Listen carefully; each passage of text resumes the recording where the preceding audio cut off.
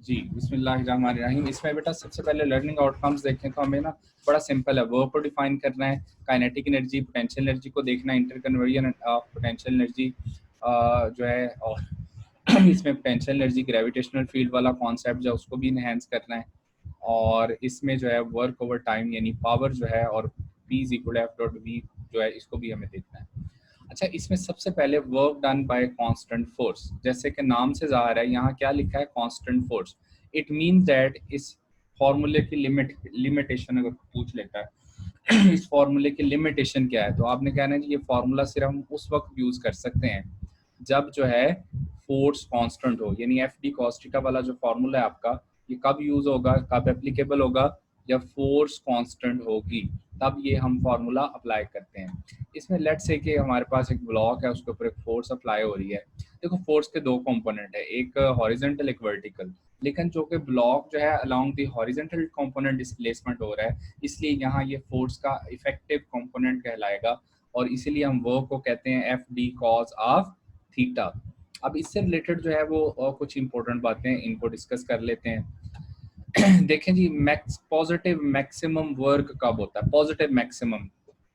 पहली बात तो ये याद रखनी है कि अगर थीटा लेस देन 90 है ना, तो वर्क को हम पॉजिटिव कहते हैं, ठीक हो गया।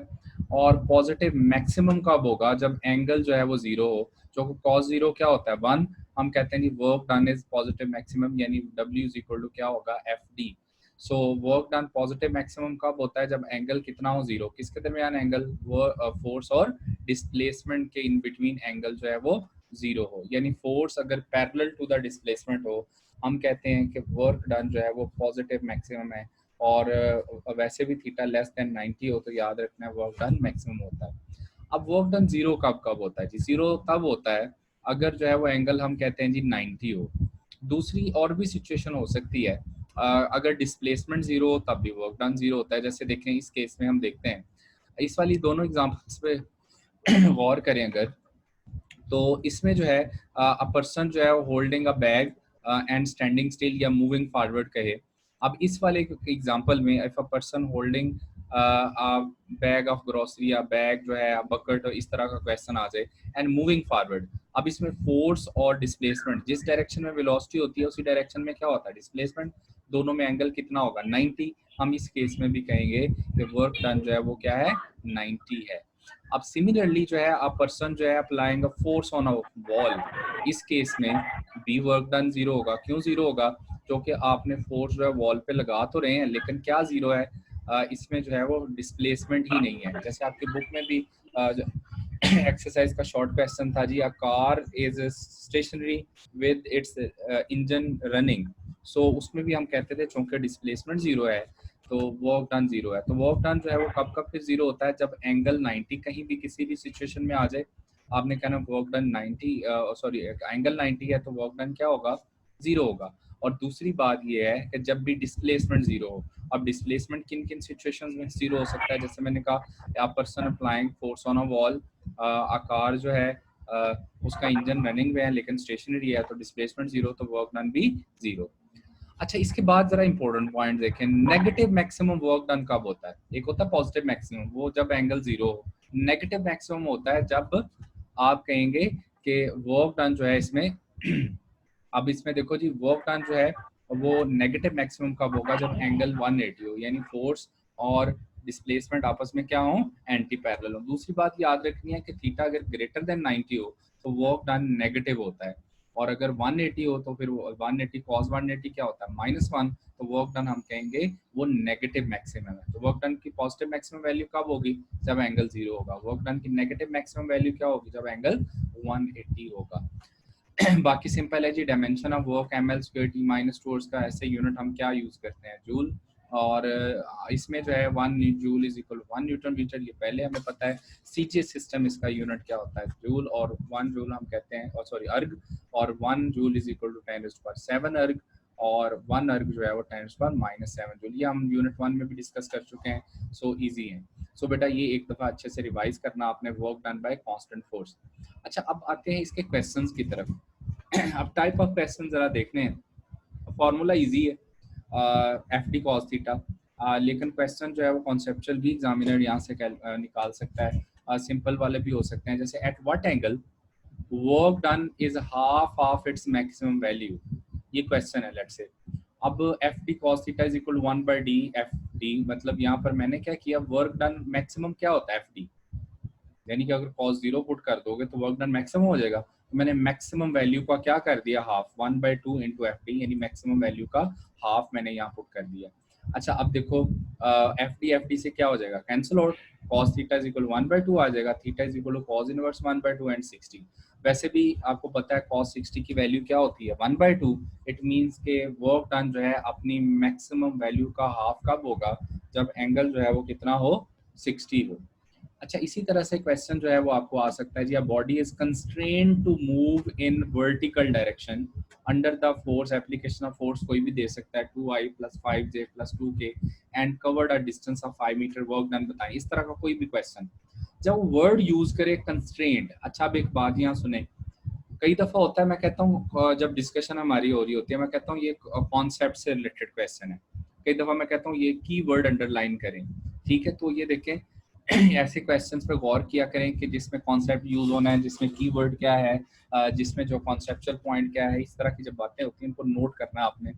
अब देखें यहाँ पर कीवर्ड है कंस्ट्रेन टू मूव, अब कहाँ पर, वर्टिकल डायरेक्शन में। अब इसका मतलब है मोशन जो है वो सिर्फ अलोंग हो रही है वर्टिकल डायरेक्शन। अगर इस तरह का क्वेश्चन आए तो आपने सिर्फ और सिर्फ इसमें फोर्स का वही कंपोनेंट लेना है जो वो कह रहा है। जैसे वो कहे जी constraint to move along vertical direction, तो सिर्फ हमने फोर्स का वाई कंपोनेंट कंसीडर करना है। अगर वो कहे जी constraint to move in plane, फिर हमने आई और जे दो कंपोनेंट लेने हैं, तीसरा छोड़ देना है, ठीक हो गया। सो इस तरह का जो क्वेश्चन है उसमें हमें जिस तरह का क्वेश्चन हो उस तरह से जो है उसको डील करना है। सो जहाँ पे कंस्ट्रेंट का वर्ड आ जाए आपने केयरफुल हो जाना है, जो वो कहे, जैसे हॉरिजॉन्टल डायरेक्शन कह सकता है, वर्टिकल डायरेक्शन कह सकता है वो, इसी तरह से जो है वो अलोंग द जो है आप देखें इसमें जो है वो इसी तरह से कह सकता है प्लेन में। तो प्लेन जो है वो एक्स वाई प्लेन कहे तो प्लेन का मतलब पहले दो कंपोनेंट लेने, आई और जे ले लेने हैं। अगर वो कहे वाई जी प्लेन तो फिर जे और के ले लेना है, ठीक है जी। इस तरह के जो क्वेश्चन हैं उनमें आपने केयरफुल रहना है, ठीक हो गया जी। अच्छा नेक्स्ट हमारे पास जो है इसी तरह से इसमें देखें तो हमने सिर्फ कौन सा कंपोनेंट लेना था, क्योंकि वर्टिकल डायरेक्शन कह रहा है तो सिर्फ जे वाला। सो वो कह रहा है डिस्प्लेसमेंट इज 5 मीटर, तो 5 × 5 कितना हो जाएगा 25, क्योंकि displacement along the vertical direction है, इसको हम 5j लिख सकते हैं। तो 5 × 5 25j आंसर आ जाएगा। अगर वो कहता है लॉन्ग जो है वो हॉरिजॉन्टल डायरेक्शन, फिर हम 5 × 2 = 10 आंसर आ जाता। अगर वो कहता है जी अलोंग द जो है वो इसी तरह से जो है वो जी डायरेक्शन, तो फिर हम जो है वो उसमें के कंपोनेंट वाले जो है वो फोर्स का कंपोनेंट कंसीडर करते हैं। सो इस तरह का क्वेश्चन ख्याल रखना है। फिर नेक्स्ट टाइप आती है जिसमें आपको दो पॉइंट्स गिवन हो और पॉइंट्स देके आपसे वो कोऑर्डिनेट पूछे, और सॉरी कोऑर्डिनेट्स जो है वो आपको गिवन हो, आपने डिस्प्लेसमेंट फाइंड करना हो करना पड़ेगा पहले, फिर वर्क डन फाइंड करना पड़ेगा। जैसे देखो यहाँ हमें दो पॉइंट्स गिवन है, वो कहता है body move from point A to B. अब इस वाले क्वेश्चन में हमें वर्क डन फाइंड करना है, फोर्स गिवन है। अब ये कोऑर्डिनेट्स गिवन है, तो आपको पता है डिस्प्लेसमेंट हम फाइंड करते थे फाइनल माइनस इनिशियल, तो इसका पोजीशन वेक्टर ड्रॉ कर लेना। अगर माइनस साइन साथ हो साथ माइनस साइन आएंगे, अगर पॉजिटिव हो दोनों पॉजिटिव हो जाएंगे। लेकिन एक बात का ख्याल रखना है, जब आप चेंज इन पोजीशन फाइंड करते हैं यानी डिस्प्लेसमेंट की बात कर रहे होते हैं, उसमें इंपॉर्टेंट ये है आर बी जैसे माइनस आ रहे हैं तो माइनस के बाद जब आपने ब्रैकेट जरूर लगानी है, ये वाली स्मॉल ब्रैकेट जो है जरूर अप्लाई करनी है, ताकि जब आप उनको ओपन करें तो दोनों वैल्यूज जो हैं या चेंज होंगे साइन। अगर नेगेटिव है तो पॉजिटिव है तो नेगेटिव हो जाएगी, नेगेटिव है तो पॉजिटिव हो जाएगी, ठीक है जी। सो इस तरह जैसे इसमें मैंने जानबूझ के इसको दोनों को माइनस रखा था, ये दोनों पॉजिटिव रखे थे। अब ये दोनों पॉजिटिव थे तो माइनस साइन बाहर आया तो ये दोनों नेगेटिव हो जाएंगे। अब आई वाली टर्म आई के साथ आपने रिलेट कर देनी है, जे वाली टर्म जे से। जैसे 5 -5 आई है, -2 आई है, ये टोटल -7 आई हो जाएगा। -7 और -3 -10 जे हो जाएगा। ये हमारे पास डिस्प्लेसमेंट आ गया।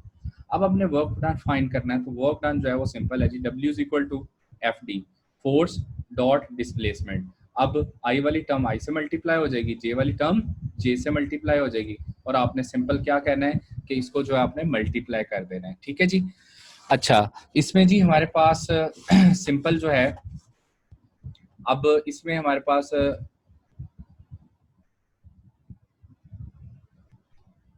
जी कुछ स्टूडेंट्स कह रहे हैं साउंड का, आई थिंक साउंड क्लियर है बेटा यहाँ से जो टेक्स्ट में कह रहे हैं साउंड का इश्यू हो वो अपना इश्तिजा चेक करें।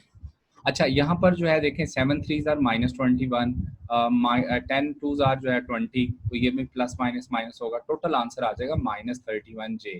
ठीक हो गया। अच्छा जी अब देखो कि इसी तरह से नेक्स्ट अगर हम बात करें तो हमारे पास if 5 newton force is third type of question है। A 5 Newton force is applied at the angle of 60 to a block which displaces through a distance of 5 meter, work done बताना है। इसमें simple formula F D cos theta use करेंगे। अब cos 60 है, cos 60 कितना होता है 1/2, तो आप 25 डिवाइडेड बाई 2 12.5 न्यूटन आंसर आ जाएगा। तो इस तरह के बेटा क्वेश्चन छोटे मोटे आते हैं, आपने इस टाइप में कोई भी क्वेश्चन आए उसको इजीली आपने टैकल कर लेना।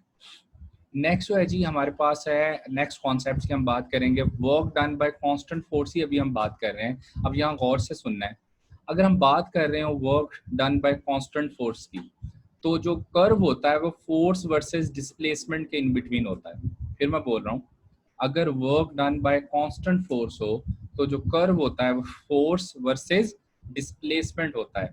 ये ट्राइंगल हो सकती है, ये रेक्टेंगल हो सकती है, जिस तरह की भी शेप हो आप उसका area under the curve calculate करेंगे, जैसे वेलोसिटी टाइम ग्राफ में कैलकुलेट करते थे, आपके पास वर्क डन आ जाएगा।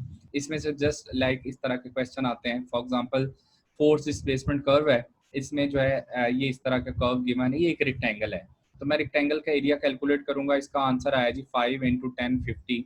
अब नीचे जो है वो 5 × 10 50 आया, लेकिन खास बात ये है कि अगर डिस्प्लेसमेंट से ऊपर वाला कर्व है तो वो पॉजिटिव वर्क डन को शो करेगा, नीचे वाला कर्व नेगेटिव वर्क डन को शो करेगा। अगर यहाँ से टोटल वर्क डन हमें पूछा हो तो वो क्या हो जाएगा 0। सो जैसे यहाँ पर ऊपर भी 50 वर्क डन हो रहा है, नीचे भी 50 वर्क डन हो रहा है, मैं कहूँगा 0, लेकिन जरूरी नहीं है कि ऊपर भी 50 और नीचे भी 50 हो रहा हो। एग्जामिनर में चेंज द क्वेश्चन और आपसे पूछे जी टोटल वर्क डन बताएं, तो उसमें आपने पॉजिटिव और नेगेटिव दोनों को कैलकुलेट करके देख लेना है। कैसे देखना है, area under the curve calculate करना है। नेक्स्ट जो है अभी मैंने आपको फिर बोल रहा हूँ, मैंने क्या बोला कि जो आपके पास जो है अगर work done by constant force हो तो कर्व होता है फोर्स वर्सेस डिस्प्लेसमेंट के इन बिटवीन, लेकिन अगर work done by variable force हो फिर कर्व जो है F cos theta versus D होता है। ठीक है, देखो 2 दफा मैंने रिपीट किया है। अब ये जो कर्व है F cos theta versus D का होगा अगर वर्क डन बाय क्या हो वेरिएबल फोर्स, अगर कांस्टेंट फोर्स हो फिर सिंपल एफ डी वाला कर्व होता है। ठीक है जी।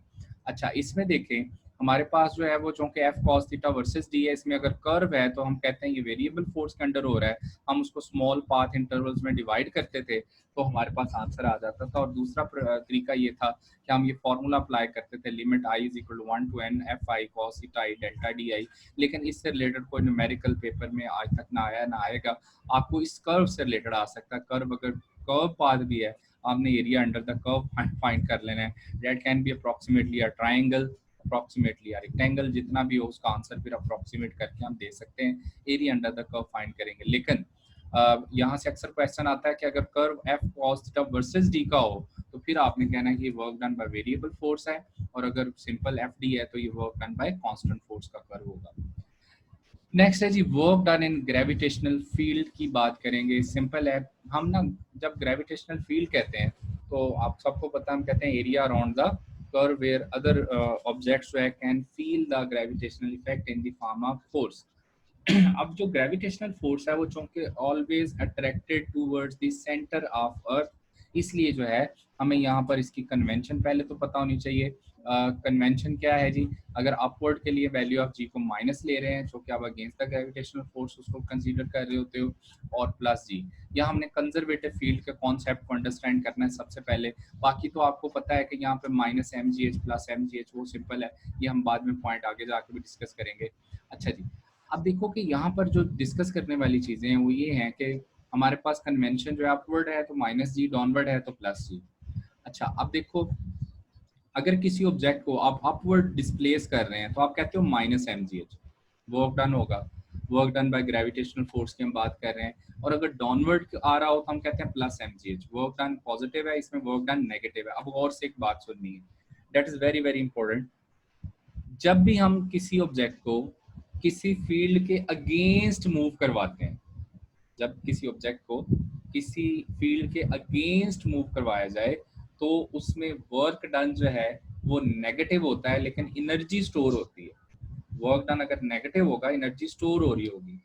जब हम किसी भी ऑब्जेक्ट को अलोंग द फील्ड मूव करवाएंगे तो वर्क डन तो पॉजिटिव होगा लेकिन एनर्जी डिक्रीज होगी। अब जैसे देखें इस वाले केस में आपने ऑब्जेक्ट को against the gravitational field move करवाया, तो वर्क डन तो नेगेटिव हुआ लेकिन इसकी पोटेंशियल एनर्जी इंक्रीज हुई है। तो इस तरह के थ्योरेटिकल क्वेश्चन बनते हैं पेपर में। और अगर आप ऑब्जेक्ट को along the gravitational field move करवाते हो, वर्क डन पॉजिटिव होगा और एनर्जी जो है उसकी पोटेंशियल एनर्जी डिक्रीज करेगी।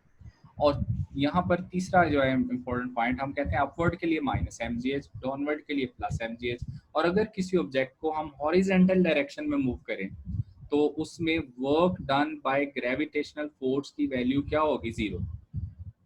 अगर हम किसी ऑब्जेक्ट को हॉरिजेंटल डायरेक्शन में मूव करते हैं तो work done by gravitational force हम कह रहे हैं उसकी वैल्यू क्या होगी? जीरो होगी। ये थर्ड केस में। तो ये तीन केस हमें सिंपल है, पता चल गया। अपवर्ड के लिए minus M G H, downward के लिए प्लस एम जी एच। इसमें पोटेंशियल एनर्जी इंक्रीज हो रही है और वर्क डन नेगेटिव है, इसमें पोटेंशियल एनर्जी डिक्रीज हो रही है, वर्क डन पॉजिटिव है। और इसमें जो है वो हम कहते हैं कि जब हॉरिजेंटल डायरेक्शन में मूव किया हमने, चूंकि इसमें पोटेंशियल एनर्जी सेम रहेगी लेकिन वर्क डन जो है वो क्या होगा? वो जीरो होगा। अब आते हैं नेक्स्ट इसमें।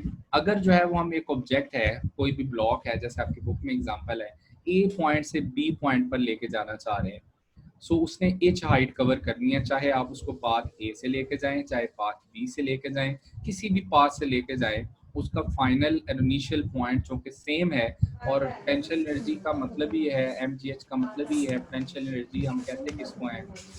जो किसी बॉडी में उसकी पोजीशन की वजह से होती है, the energy possessed by a body due to its position. So यही पोटेंशियल एनर्जी जो है, चेंज इन पोटेंशियल एनर्जी जो कि वर्क डन के इक्वल है, यानी work done by gravitational field के इक्वल है। सो यहाँ पर जो है चाहे पाथ ए से जाए चाहे पाथ बी से जाए, वर्क डन का answer minus M G H ही आना है। जो कि ये जो आपके पास work done in gravitational field जो है सिर्फ इनिशियल और फाइनल पोजीशन पे डिपेंड कर रहा है। इसका मतलब है work done is independent of the path followed. So इसको जो है वो याद रखना है, इस वाले पॉइंट को। नेक्स्ट जो है हम बात करते हैं इसी में। अगर हमारे पास लेट से ग्रेविटेशनल फील्ड में एक बॉडी पड़ी हुई है, आप ए से बी उसको लेके जाते हो, बी से सी लेके जाते हैं, सी से वापस ले आते हैं। सो ये एक क्लोज पाथ बनता है। अब ए से बी, बी से सी लेके जाएंगे, वर्क डन होगा माइनस एम जी एच। ज़ाहिर है ए से बी हॉरिजॉन्टल पाथ है, वर्क डन जीरो होगा। बी से सी लेके जाओगे माइनस एम जी एच, वापस सी से ए लेके आएंगे प्लस एम जी एच, तो टोटल वर्क डन क्या हुआ? जीरो। इसका मतलब work done along the close path in earth gravitational field क्या होता है? जीरो होता है। अगर ये दो कंडीशंस पूरी हो जाए, जिसमें work done is independent of the path followed हो या work done along the close path zero हो, ऐसी फील्ड को हम क्या नाम देते थे? कंजर्वेटिव फील्ड का। और आपकी बुक में जो है वो एक टेबल भी है जिसमें कंजर्वेटिव फील्ड्स के बारे में बताया हुआ को कौन कौन सी हैं। ग्रेविटेशनल फील्ड कंजर्वेटिव है, अंडरलाइन कर लेना है। उसमें जो है वो इलेक्ट्रिक फोर्स कंजर्वेटिव है, उसको भी अंडरलाइन करना है। ठीक है जी। सो इलास्टिक स्प्रिंग फोर्स जो है वो भी कंजर्वेटिव फोर्स है। लेकिन जो हमारे पास जो है वो इलेक्ट्रिक फोर्स जो है वो कंजर्वेटिव होती है, लेकिन मैग्नेटिक फोर्स को हम कंजर्वेटिव नहीं कहते। उसकी वजह है कि मोस्टली केसेस में हम कहते हैं जो कि magnetic force always acts perpendicular to the direction of motion of charge particle, उसमें वर्क डन हमेशा ही जीरो होता है। सो ये तीन फोर्सेज आपकी बुक में जो है वो कंजर्वेटिव लिखी हैं। बाकी फ्रिक्शनल फोर्स है, जो है वो टेंशन इन द स्ट्रिंग वाली फोर्स है। ठीक है जी। ये सारी की सारी जितनी भी फोर्सेज है वो सारी क्या होंगी? नॉन कंजर्वेटिव होंगी। सो फ्रिक्शनल फोर्स स्पेशली जो है जिसमें भी फ्रिक्शन इन्वॉल्व हो जाए वो नॉन कंजर्वेटिव होती है। अच्छा, इस कॉन्सेप्ट से रिलेटेड ना अक्सर इस तरह का ग्राफ वाले अक्सर बहुत सारे क्वेश्चन पास पेपर में देखे गए हैं। उसमें लेट से आपसे कहा जाए कि एक पर्सन है, उसने एक मैस उठाया हुआ है और वो इस पाथ को फॉलो कर, लेट से ए से बी जाए, बी से सी जाए, सी से डी जाए, डी से ई जाए। आपको हाइट्स गिवन हो, पूछा जाए कि बताएं वर्क डन क्या होगा। आप लेट से वो कह सकता है वर्क डन बी से सी कैलकुलेट करें, वर्क डन सी से डी कैलकुलेट करें, या टोटल वर्क डन फाइंड करें। इस तरह का क्वेश्चन आ सकता है। रिमेंबर पॉइंट्स जो हैं वो जो बेसिक बताए हैं वो वही हैं। देखिए बेसिक में मैंने बताया कि अगर अलोंग दी हॉरिजॉन्टल आप मूव कर रहे हो, work done by gravitational force जो है वो क्या होगा? जीरो ही होगा। अब इस केस में देखें कि जो हॉरिजॉन्टल पाथ होगा यानी बी सी और डी, इन दोनों पाथ्स के अलोंग वर्क डन की वैल्यू क्या होगी? जीरो। ए से बी जाएंगे, जितनी हाइट चेंज होगी वो उसकी वैल्यू पुट करेंगे, minus M G S formula apply करेंगे, आंसर आ जाएगा। आप सी से डी जाओगे, माइनस एम जी का फॉर्मूला अप्लाई करेंगे, जितनी हाइट में वेरिएशन आ जाएगी आपका आंसर आ जाएगा। ठीक हो गया जी। तो इस तरह के बेटा क्वेश्चन जो है उनको आपने जो है वो ठीक से देख लेना है। नेक्स्ट जो है पावर। पावर सिंपल है जी, हम कहते हैं rate of doing work is known as power, और एवरेज पावर जो है total work divided by total time. अच्छा जी, एरिया ऑफ जो है वो वर्क टाइम ग्राफ जो है वो किसकी वजह, जैसे एरिया हम कहते हैं फोर्स डिस्प्लेसमेंट ग्राफ वर्क देता है, इसी तरह से वर्क और टाइम का ग्राफ होगा तो वो किसकी वैल्यू देगा, वो पावर की वैल्यू देगा। और इसी तरह area under power and time graph होगा तो पावर इनटू टाइम जो है वो वर्क डन की वैल्यू देगा। ये इंपॉर्टेंट पॉइंट्स हैं, फिर से सुन लें। Slope of work time graph हो तो वो पावर देता है, और slope of power time curve हो तो वो हमें वर्क डन की वैल्यू देगा। नेक्स्ट पावर एंड वेलोसिटी का रिलेशनशिप है, इसको ड्राइव भी आपने किया हुआ था, लेकिन एक बात याद रखनी है, ये इंस्टेंटेनियस पावर का रिलेशन है, और इसका जो फॉर्मूला है इसमें लिमिटेशन ये है, जैसे यहाँ लिखा हुआ है कि कांस्टेंट फोर्स इज अप्लाइड और कांस्टेंट ही वेलोसिटी हो, तो याद रखना है कि ये फॉर्मूला जो है इंस्टेंटेनियस पावर का है, P is equal to F dot B, लेकिन जो ये इसकी जो है वो आप कह लें लिमिटेशन क्या है, फोर्स भी कांस्टेंट होनी चाहिए और वेलोसिटी भी कांस्टेंट होनी चाहिए, फोर्स भी कांस्टेंट होनी चाहिए और जो है वो इसमें जो है वो आपका हम कहेंगे वेलोसिटी भी कांस्टेंट और फोर्स भी कांस्टेंट। तो पावर का ये फॉर्मूला इंस्टेंटेनियस पावर का, अगर हम इसको समराइज करें, पावर का यूनिट तो यू नो डैट वॉट होता है, इसकी डायमेंशंस भी सिंपल है, और यूनिट वॉट जो है हम कहते हैं अगर 1 जूल ऑफ वर्क डन हो रहा हो इन 1 सेकंड तो पावर कितनी होती है, 1 वॉट होती है। अच्छा, इसमें देखें पावर के फॉर्मूले फिर कितने हो गए, आप देखें ना, आपकी प्रैक्टिस होनी चाहिए, फिंगर टिप्स पे जो है वो आपको पता होना चाहिए कि आंसर जो है वो क्या आ रहा है। ठीक है जी। With independent of path but with the close path is zero, मतलब पाथ पे डिपेंड कर रहा है। आमिर राणा साहब, क्वेश्चन आंसर जो है वो हम एंड पे सेशन करते हैं, वो आप एंड पे संभाल के रखें, हम उसको मैं लेकिन फिर रिवाइज कर दें, तो यहाँ पर लेक्चर के इन बिटवीन डिस्टर्ब ना करें तो that is more better. I think so आपके कॉन्सेप्ट बहुत अच्छे हैं, लेकिन फिर भी देखें पाथ पे हम डिपेंड इसलिए नहीं कह रहे कर रहे हैं कि चाहे आप पाथ ए से जाएं पाथ बी से जाएं, देखें बात ये है कि हाइट पे डिपेंडेंट है, सिर्फ इनिशियल और फाइनल पोजीशन को हमने सिर्फ देखना है, इनिशियल और फाइनल पोजीशन को देखना है।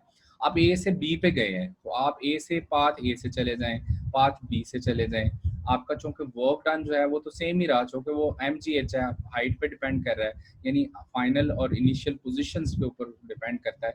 इनिशियल से जितनी फाइनल उसकी पोजीशन चेंज हो गई है ना, वो उसका वर्क डन होगा, इसलिए हम कहते हैं work done is independent of the path followed.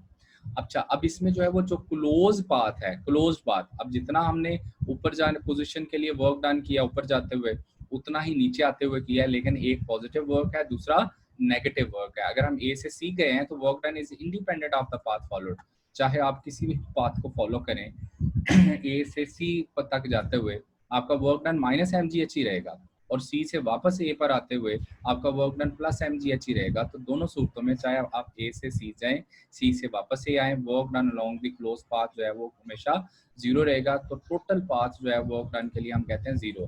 सो इन दोनों सूरतों में हम कहते हैं कि ये कौन सी फील्ड है, कंजर्वेटिव फील्ड है। नेक्स्ट आते हैं जी। हाँ जी, हम मैं यहाँ पे था कि अब आपको ना आपकी फिंगर टिप्स में होना चाहिए कि पावर के कौन कौन से फॉर्मूले हैं, ताकि जब कोई न्यूमेरिकल आता है अब फौरन से जो है रिस्पॉन्ड करें। अब पावर का फॉर्मूला क्या हो सकता है, वर्क ओवर टाइम। पावर का फॉर्मूला क्या हो सकता है, FD/T। पावर का फॉर्मूला कैसे यूज हो सकता है, FD cos θ/T। समटाइम्स क्या यूज होगा, MGH/T, और समटाइम्स क्या यूज होगा, F.V। इनमें से कोई भी फॉर्मूला फ्रीक्वेंटली यूज होगा जब आपका पावर से रिलेटेड क्वेश्चन आए, आपने फौरन से जो है इनमें से कोई एक फार्मूला आपके जहन में आना चाहिए। अब कैसे पता चलेगा, सिंपल है, अगर वर्क और टाइम गिवन है, first one formula, force displacement time given है, सेकंड वाला फार्मूला, फोर्स डिस्प्लेसमेंट के साथ एंगल भी कोई गिवन है, फिर ज़ाहिर है थर्ड वाला फार्मूला। अगर मैथ्स और हाइट के रिलेशन है, सीडी वाले क्वेश्चन है, स्टेट्स वाले क्वेश्चन है, उसमें पावर की बात कर रहा है तो MGH/T वाला क्वेश्चन आ जाएगा। और लास्ट बड़ा इंपॉर्टेंट फार्मूला अक्सर पेपर में रिवाइज होता है, अगर फोर्स इनटू वेलोसिटी गिवन है तो आप ये वाला फार्मूला अप्लाई करेंगे। जैसे आपकी बुक का एक न्यूमेरिकल भी है जिसमें कहता है कि प्रोपेलर ऑफ ए बोट जो है वो इतनी फोर्स लगा रहा है और बोट इतनी वेलोसिटी से मूव कर रही है, बताएं उसकी इंस्टेंटेनियस पावर क्या होगी, तो ये वाला फार्मूला अप्लाई करेंगे। अच्छा जी, next kilowatt hour, commercial unit of electricity जो है इसको हम कहते हैं किलोवाट आवर। अब इम्पोर्टेंट चीज ये है कि किलोवाट आवर जो है वो एनर्जी का यूनिट है, वर्क का यूनिट है, ये पावर का यूनिट नहीं है। सो आम तौर पर जो है वो लोग, बहुत सारे स्टूडेंट्स को पावर का यूनिट बना देते हैं। 1 kilowatt is the work done in 1 hour by an agency, उस पावर इज 1 किलोवाट। और 1 किलोवाट किसके इक्वल होता है? 3.6 इंटू 10⁻6 जूल। अच्छा, यहाँ से क्वेश्चन आ सकता है, 1 किलोवाट आवर जैसे होता है 3.6 मेगा जूल, इसी तरह से 1 मेगावाट आवर आता है किसके इक्वल? 3.6 जो है इंटू 10⁻9 जूल। अब देखिए यहाँ किलो था तो 10⁻6 आया था, जब मेगा होगा तो मेगा 10⁻6 होता है, किलो होता है 10⁻3। ये 3600 का आना है ना 10⁻3, इसीलिए 10⁻6 बना था। अगर यहाँ किलो आएगा तो यहाँ 10⁻6 बनेगा, अगर यहाँ मेगा आएगा तो ये 10⁻9 बनेगा, अगर यहाँ गीगा आ जाए वो 10⁻12 बनेगा। सो आमतौर पर इनमें से वो क्वेश्चन की वेरिएशन आती रहती है, जिसमें कभी कभी वो कहता था 1 किलोवाट इज इक्वल टू, कभी कहता था 1 megawatt hour is equal to, कभी कहता 1 gigawatt hour is equal to. तो आपको ये पता होना चाहिए, इसको आप कैलकुलेट करके भी देख सकते हैं, जैसे 1 किलोवाट आवर को ओपन करके देखा था, इनको भी ओपन करके देख सकते हैं आप। वेरी इंपॉर्टेंट जी, जैसे मैं भी कह रहा था कि ये जो किलोवाट आवर है ये एनर्जी का यूनिट है, पावर का यूनिट नहीं है। तो अब याद रखने के लिए आप क्या कहें, क्योंकि एनर्जी ओवर टाइम जो है वो पावर के इक्वल होता है। सो इसका मतलब है एनर्जी किसके इक्वल हो गया? Power multiply by time. अब देखो ना, पावर है किलोवाट और टाइम का यूनिट क्या है? आवर। तो किलोवाट आवर जो है वो किस चीज का यूनिट बना? एनर्जी का। तो kilowatt hour is the commercial unit of electrical energy. यहाँ से एक टिपिकल क्वेश्चन आ सकता है जिसको हम कहते हैं कॉस्ट ऑफ इलेक्ट्रिसिटी कैलकुलेट करना। वो कैसे करते हैं, अब जरा स्लो एंड स्टडीली मैं आपको सिखा रहा हूँ, अब गौर से सुनिएगा। सपोज करें, कहता है जी if 5 bulbs each of 500 watt operates daily for 10 hours, what will be the cost of electricity if unit price जो है वो कितनी हो? RS10। अब इस तरह का क्वेश्चन आ जाए, आपको यूनिट प्राइस दी हुई है 10 रुपीज और 10 आवर्स कह रहा है डेली अगर ऑपरेट हो 5 बल्ब में, हर एक की पावर आपको गिवन है, और पावर कितनी है जी?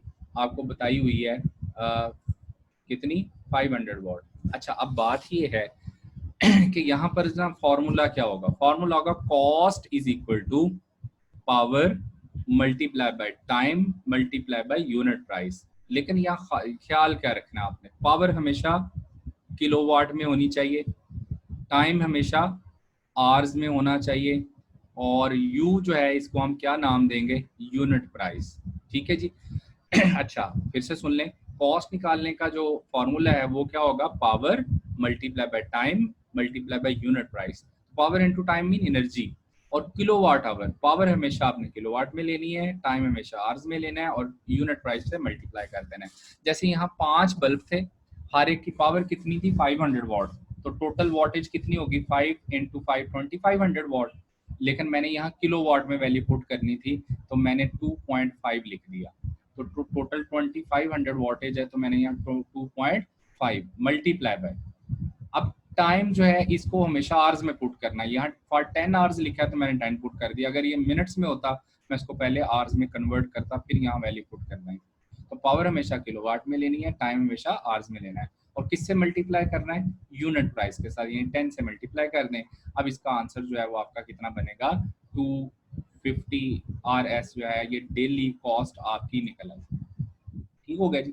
लेकिन समटाइम्स वो कहता है मंथली बिल बताएं, ये डेली कॉस्ट आई आपकी, कॉस्ट इलेक्ट्रिसिटी की निकल आई। अब वो लेट से आपसे कह रहा है कि डेली कॉस्ट ये है, डेली अगर इतने बल्ब ऑपरेट होते हैं तो बताएं कि मंथली कॉस्ट क्या होगी। तो आपने जो डेली कॉस्ट निकलेगी उसको 30 से मल्टीप्लाई कर देना है, आपके पास जो है वो आंसर आ जाएगा 7500 RS। सिंपल है जी, ठीक हो गया। अच्छा, इसी तरह से नेक्स्ट जो है वो अब आपके पास फॉर्मूले हैं एनर्जी के।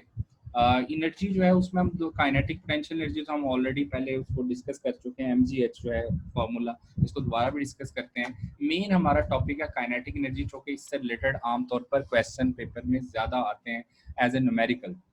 काइनेटिक एनर्जी का फॉर्मूला जो है वो 1/2 mv², इसको हम 1/2 m into V dot V भी लिख सकते हैं। तो सेल्फ स्केलर प्रोडक्ट ऑफ जो है वो v² के इक्वल होगा, तो ये v² आ जाएगा। इसी तरह से उसको हम 1/2 p डॉट v भी लिख सकते हैं, मोमेंटम इंटू वेलोसिटी भी लिख सकते हैं काइनेटिक एनर्जी के फॉर्मूले को। अगर मैं इस काइनेटिक एनर्जी के फॉर्मूले को m से मल्टीप्लाई कर दूं और m से डिवाइड कर दूं, तो हमारे पास ये फॉर्मूला बनेगा 1/2, ऊपर आ जाएगा ना m स्क्वायर v स्क्वायर, तो m इंटू वी क्या होता है मोमेंटम, ये फॉर्मूला बन जाएगा 1/2 p square divided bye m। इस फॉर्मूले को बोलते हैं kinetic energy in terms of momentum. अब तक जितनी भी न्यूमेरिकल आए उनमें से सबसे ज्यादा काइनेटिक एनर्जी से रिलेटेड जो आपसे न्यूमेरिकल पूछा गया वो इसी फॉर्मूले से रिलेटेड है, 1/2 p square divided bye m, और इसको हम कहते हैं kinetic energy in terms of momentum. अब इससे रिलेटेड जरा इसको रिवाइज कर लेते हैं। फॉर्मूले से रिलेटेड जो है वो आमतौर पर दो टाइप के क्वेश्चन ज्यादा पूछे जाते हैं। Kinetic energy is equal to 1/2 P square divided by, एक तो क्वेश्चन की टाइप ये हो सकती है आपको मोमेंटम और मास गिवन हो, डायरेक्ट वैल्यू पुट करें आपके पास काइनेटिक एनर्जी आ जाएगी। कुछ क्वेश्चंस ऐसे होते हैं जिसमें आपको मोमेंटम को कहता है कांस्टेंट है, अगर वो कहते हैं मोमेंटम कांस्टेंट है तो काइनेटिक एनर्जी क्या होती है, इनवर्सली प्रोपोर्शनल टू क्या होती है, मास। तो इसका मतलब है यहाँ से kinetic energy 1 over kinetic energy 2 is equal to क्या होगा, m2 over m1। So next जो है अगर कह दिया जाए kinetic energy is equal to constant है, फिर आपके पास p square directly proportional to क्या आ जाएगा, m, यहाँ से p directly proportional to square root m, और अगर मोमेंटम्स की रेशियो पूछी जाए तो p1 over p2 is equal to square root क्या आ जाएगा, m1 ओवर m2। मैं अगेन रिपीट कर रहा हूँ, दो टाइप के ज्यादा क्वेश्चन आते हैं जिसमें अक्सर काइनेटिक एनर्जीज की रेशियो पूछी जाती है या मोमेंटम्स की रेशियो पूछी जाती है। अगर काइनेटिक एनर्जी की रेशियो पूछी जाए उसमें अक्सर मोमेंटम को वो क्या रखता है कांस्टेंट, लेट्स से वो कहेगा two bodies of mass m1 m2 are moving with same momentum. जब सेम मोमेंटम कह दे तो मोमेंटम को उसने क्या रख लिया, कांस्टेंट। फिर आपने कहना है कि मोमेंटम अगर कांस्टेंट हो तो kinetic energy inversely proportional to क्या हो जाएगी, मास। यहाँ से वो कहेंगे kinetic energy 1 over kinetic energy 2 is equal to m2 over m1।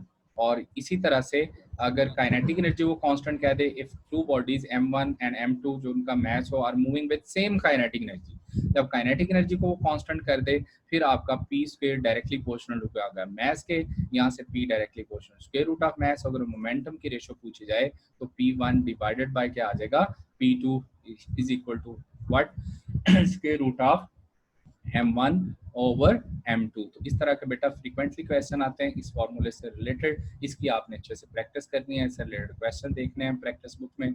अभी जरा से देख लेते हैं, अगर कंप्यूटर स्क्रीन ऑफ हो गई थी,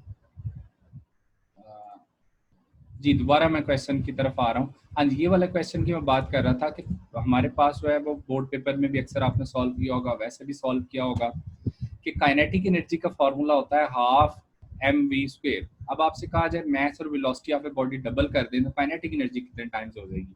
अक्सर स्टूडेंट कहते हैं कि आंसर आएगा 4 टाइम्स, वो इसलिए बोलते हैं क्योंकि वो ये जो फॉर्मूले का पार्ट है ना 1/2 उस वो 8 को 2 से कैंसिल आउट कर देते हैं और आंसर उनका आ जाता है 4। अब किसी भी याद रखना है फॉर्मूले के साथ जो कांस्टेंट वाली वैल्यू होती है, नंबर होता है, उसको कभी भी आपने नहीं छेड़ना। जैसे आप देखो अगर मैं 2 को इससे 8 से कैंसिल आउट कर दोगे तो mv स्क्वायर को तो काइनेटिक एनर्जी नहीं ना बोल सकते आप, हाफ mv स्क्वायर को काइनेटिक एनर्जी बोलोगे। इसका मतलब अगर मास और वेलोसिटी डबल कर दें तो काइनेटिक एनर्जी कितने टाइम्स हो जाएगी, 8 टाइम्स हो जाएगी। अब इससे दूसरा, इसी से रिलेटेड दूसरा क्वेश्चन, समटाइम्स इसी तरह का क्वेश्चन देखे, वो कहता है जी कि अगर वेलोसिटी डबल हो जाए तो काइनेटिक एनर्जी 4 टाइम्स हो जाएगी। ये बताएं कि अगर काइनेटिक एनर्जी 4 टाइम्स हो जाती है तो परसेंटेज इंक्रीज कितना हुआ, परसेंटेज इंक्रीज कितना हुआ। परसेंटेज इंक्रीज निकालने के लिए फॉर्मूला याद रखना आपने, बड़ा आसान सा है, जनरल मैथ से रिलेटेड है, final minus initial over initial multiply by 100। किसी भी क्वांटिटी में कोई भी आपको क्वांटिटी कहे जी परसेंटेज इंक्रीज निकालनी है, आपने फॉर्मूला क्या अप्लाई करना है, final minus initial over initial multiply by 100%। जैसे यहाँ फाइनल 8 टाइम्स हो गया ना आपका, इनिशियली 1 डिवाइडेड बाय 1 इनटू 100। इसका मतलब है कि अगर काइनेटिक एनर्जी 8 टाइम्स इंक्रीज होती है तो कितना इंक्रीज आया, 700% इंक्रीज आया। अगर काइनेटिक एनर्जी 4 टाइम्स इंक्रीज होती है फिर 300% टाइम्स इंक्रीज आएगा। तो ये वाला फॉर्मूला आपने याद रखना है, परसेंटेज इंक्रीज वाला फॉर्मूला। नेक्स्ट है जी आपके पास question related to potential energy and absolute potential energy. अच्छा, इसका जो फॉर्मूला है पोटेंशियल एनर्जी का, एब्सोल्यूट पोटेंशियल एनर्जी का, पहले हम डिस्कस करने लगे थे, मैंने कहा लेट से इसको ना बाद में डिस्कस करते हैं काइनेटिक एनर्जी और पोटेंशियल एनर्जी को। हाँ जी, सो अच्छा, पोटेंशियल एनर्जी का जो फॉर्मूला है ये वाला जी, इसमें जो है एब्सोल्यूट पोटेंशियल एनर्जी और पोटेंशियल एनर्जी को ना हम जरा डिस्कस कर लेते हैं इस पोजीशन जी। अच्छा, अब देखिएगा बेटा, यहाँ पर जो है हमारे पास ये वाला जो फॉर्मूला है इसको हम कहते हैं एब्सोल्यूट पोटेंशियल एनर्जी। उसको ऐसा क्यों बोलते हैं? देखो, याद रखना है कि ये जो फॉर्मूला है ना mgh वाला, ये सिर्फ और सिर्फ तब एप्लीकेबल है if height is not very large, यानी near the surface of the earth जो है ये फॉर्मूला एप्लीकेबल है। क्यों near the surface of earth? Height जो लार्ज ना हो, जब g की वैल्यू कांस्टेंट होती है तब हम ये फॉर्मूला mgh वाला अप्लाई कर सकते हैं। अदरवाइज जो है ये वाला फॉर्मूला एप्लीकेबल नहीं है, ये इसकी लिमिटेशन है। अगर लार्जर हाइट कहेगा तो उसके लिए फिर एब्सोल्यूट पोटेंशियल एनर्जी वाला फॉर्मूला जो है फिर यूज होगा -gmm/r। अच्छा, अब यहाँ पे एक और चीज देखिएगा, एब्सोल्यूट पोटेंशियल एनर्जी वाला जो कॉन्सेप्ट है वो क्या है? एब्सोल्यूट पोटेंशियल एनर्जी वाला कॉन्सेप्ट जो है उसको कहते क्यों है? सपोज करें कि मेरे पास ना कोई ऑब्जेक्ट है, लेट्स से कोई भी ऑब्जेक्ट है, हम इसको ये जो ऑब्जेक्ट है मेरे हाथ पे पड़ा हुआ है अच्छा, मैं कहता हूँ कि इसकी जो पोटेंशियल एनर्जी है जीरो है, यानी mgh के अकॉर्डिंग मैं कहता हूँ जीरो, ट्रू है। अगर मैं जो है अपने हाथ के लिहाज से देखूं तो इसकी पोटेंशियल एनर्जी जीरो है, लेकिन अगर मैं ग्राउंड के लिहाज से देखूं या टेबल के लिहाज से देखूं फिर इसकी पोटेंशियल एनर्जी mgh है। इसका मतलब है mgh वाला जो फॉर्मूला है इसका रेफरेंस वेरी करता है, रेफरेंस टू रेफरेंस इसकी वैल्यू चेंज हो सकती है। जैसे आपकी बुक में क्वेश्चन था कि एक स्टूडेंट जो है वो कह रहा है जी, दो स्टूडेंट है, एक जो है वो रेफरेंस ले रहा है टेबल टॉप को, एक रेफरेंस ले रहा है ग्राउंड को। एक कह रहा है जी उसकी जो पोटेंशियल एनर्जी mgh है, दूसरा स्टूडेंट कहता है नहीं जी mgh1 प्लस mgh2 है। शॉर्ट क्वेश्चन था आपका।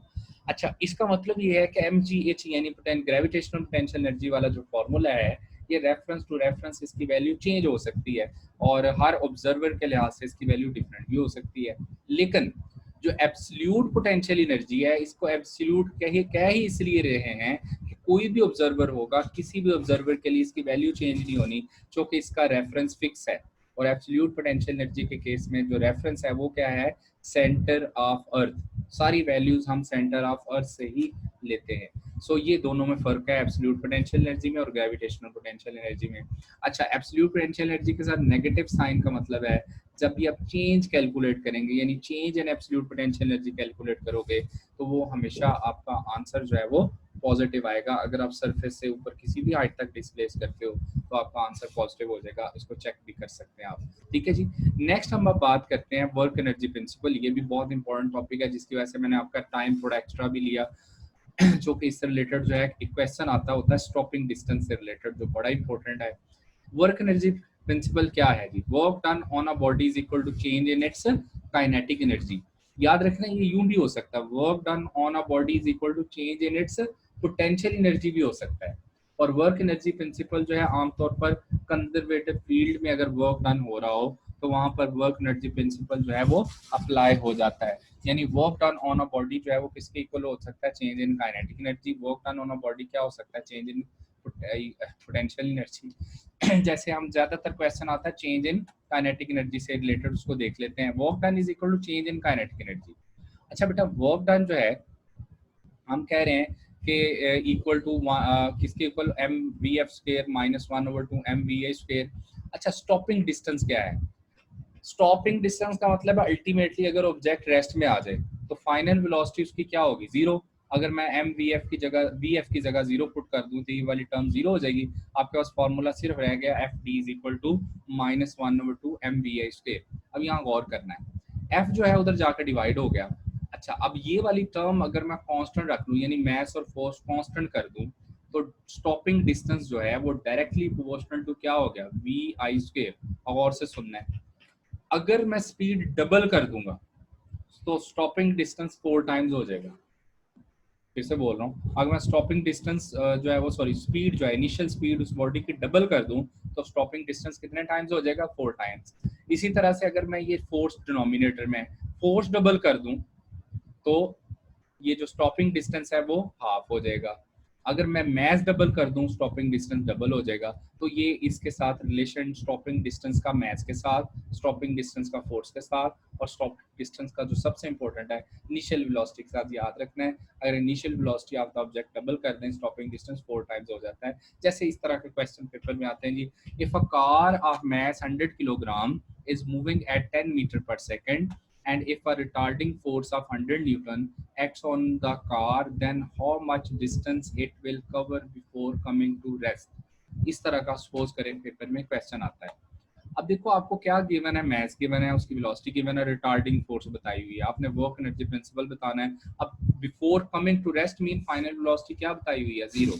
इसमें स्टॉपिंग डिस्टेंस फाइंड करना है हमने। तो अब वी एफ चूंकि 0 है तो ये वाली टर्म 0 हो गई। चूंकि रिटार्डिंग फोर्स है, रिटार्डिंग फोर्स होती कौन सा फोर्स है, नेगेटिव फोर्स है, तो -100 न्यूटन यहाँ पुट करोगे। वी एफ 0 है तो ये टर्म ही 0 हो गई। एम की वैल्यू पुट करें, वी आई की वैल्यू पुट क्या करें, आपका आंसर है 50 मीटर। अब गौर से सुनना है, अगर लेट से इसी वाले क्वेश्चन में वो कहता है, ये वाला क्वेश्चन देने की बजाय वो कहे जी अगर ना ये बॉडी जो है उसका स्टॉपिंग डिस्टेंस 50 मीटर हो, तो ये बताएं अगर वेलोसिटी 10 से बढ़ा के 20 कर दें तो फिर स्टॉपिंग डिस्टेंस क्या होगा। तो अब 10 से अगर वेलोसिटी 20 कर दोगे, वेलोसिटी डबल करोगे, तो स्टॉपिंग डिस्टेंस कितने टाइम्स हो जाना चाहिए, 4 टाइम्स। तो फिर आपका 50 से बढ़कर ये 200 मीटर हो जाएगा। आप करके भी यहाँ देख सकते हो, अगर यहाँ वेलोसिटी जो है आप 10 के बजाय 20 पुट कर दो, डबल कर दो वेलोसिटी, यहाँ आपका आंसर 200 आएगा। ठीक है। अच्छा, इस क्वेश्चन का रिवर्स भी आ सकता है। रिवर्स क्या हो सकता है आपको स्टॉपिंग डिस्टेंस दे के फोर्स पूछ ले। मतलब मैं यहाँ क्वेश्चन करूँ, if the body covers 50 metre distance before coming to rest, ये बताएं how much retarding force will be needed, फिर आपका आंसर इसी क्वेश्चन के अकॉर्डिंग 100 न्यूटन आ जाएगा। सो ये वाला क्वेश्चन जो है, इस तरह की जो फॉर्मेशन है क्वेश्चन की, आपने याद रखनी है। ठीक हो गया जी। नेक्स्ट है जी आपके पास क्वेश्चन जो है inter conversion of potential energy and kinetic energy. ये तो सिंपल है बेटा, इसमें जो है वो हमें दो केसेस जो है उनको डिस्कस करना है। एक वो है जिसमें हम कहते हैं जी कि जिसमें हमारे पास विद और जो है हम एयर फ्रिक्शन की बात कर रहे होते हैं, यानी जिसमें एयर फ्रिक्शन जो है वो इंक्लूड नहीं कर रहे होते। जिसमें हम एयर फ्रिक्शन इंक्लूड नहीं कर रहे होते उसमें तो बड़ा सिंपल है। उसमें सिंपल क्या है कि लेट से कि अगर किसी बॉडी को ना डाउनवर्ड कोई ऑब्जेक्ट आ रहा है, उसमें हम कहते हैं कि लॉस किस में हो रहा है, पोटेंशियल एनर्जी में, किसके इक्वल हो जाएगा, गेन किस में हो जाएगा, काइनेटिक एनर्जी में। ठीक है जी। तो M G H is equal to 1/2 M V square equal आ जाएगा। इसी तरह से अगर किसी बॉडी को अपवर्ड थ्रो करो, अपवर्ड के लिए लॉस जो है वो किसमें, अच्छा सॉरी, अपवर्ड के लिए लॉस किसमें हो रहा होता है, काइनेटिक एनर्जी में, और गेन किसमें हो रहा होता है, पोटेंशियल एनर्जी में। तो ये वाला जो है वो formula loss and potential energy equal to gain and kinetic energy क्या है, जब बॉडी डाउनवर्ड फॉल कर रही होती है। अपवर्ड के लिए क्या होगा, gain in potential energy is equal to loss in kinetic energy. ये वाला जो फॉर्मूला है ये तब एप्लीकेबल होगा जब हम कहेंगे एयर फ्रिक्शन को हमने क्या कर दिया, इग्नोर कर दिया। ठीक हो गया। अच्छा, अगर हम एयर फ्रिक्शन को इग्नोर नहीं करते तो इसमें एक फैक्टर ऐड हो जाएगा। वो फैक्टर क्या है, जिसमें हम कहते हैं कि वर्क डन अगेंस्ट फ्रिक्शन।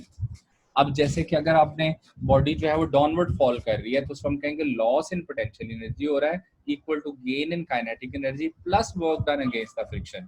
ठीक है जी, उसमें ये work done against the friction आ जाता है। और सिमिलरली फॉर अपवर्ड मोशन जो है वो हम कहते हैं लॉस इन काइनेटिक एनर्जी किसके इक्वल होगी, gain in potential energy plus work done against the friction.